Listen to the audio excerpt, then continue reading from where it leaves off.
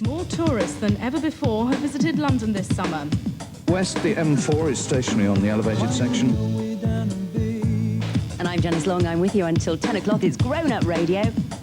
Finance news. GLR 94.9 FM in stereo, 1458 AM. Tube drivers are threatening. Good afternoon, this is Tim Smith on GLR. Hello. My name is Thomas Vance. Good afternoon, London town. Here's Bob looking at the roads. If you're heading west out on the A40, the Western Avenue, an earlier grass fire is now... GLR. Greatest music, latest news for London. From the BBC.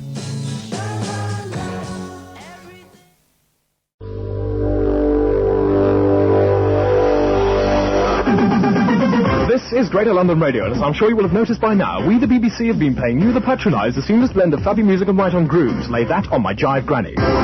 Sorry to say that all this changes as from 6:30 in the morning, Tuesday the 25th of October. Interruptions to the music will then be performed by a host of celebrities and stars, and also appearing will be Nick, Who, He, Abbott, Emma, Oh My God, Freud, Johnny, Who, Him, Walker, Timbo the Bimbo, and Tommy, no, seriously, Vance. Sorry, it is the best we could come up with the budget available, and at least thank God you won't be forced to look at them. Actually, that's not quite true, since you may well have seen some of their pictures in the local press. Here's a tip. You can tell which bit is the face because it's the one with the ears and the occasional nose. GLR, as heard but not seen in London, as from 6:30 in the morning, Tuesday the 25th of October. 2 days and counting. There's only one way to win Chris Evans' Pregnant Pause quiz on Saturday mornings. The closer you are to dropping your sprog, the more chance you've got. Louise from Chiswick won.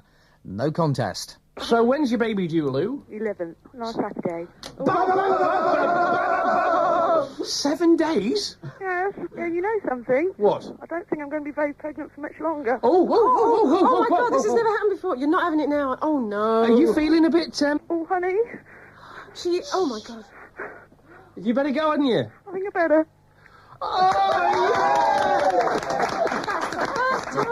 Louise?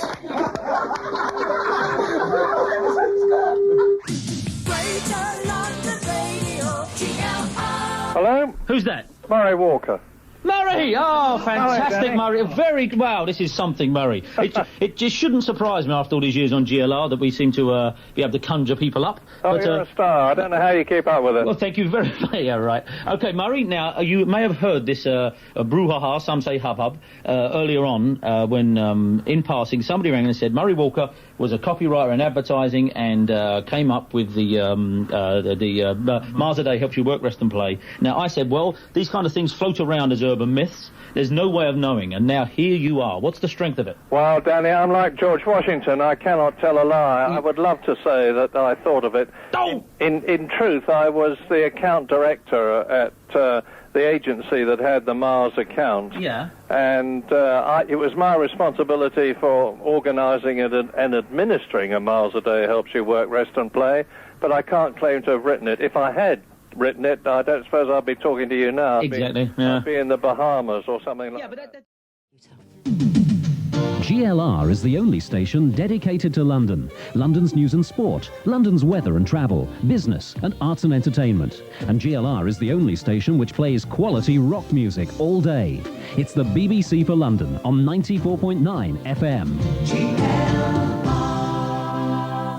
Arsenal leading by a goal to nil. GLR at the European Cup Winners' Cup final. Jeremy Nicholas and Simon Cross, and it's going well for the London team at the moment on 94.9 FM. Another chance. Look at this. See this, lads? Yes, I touched the ball.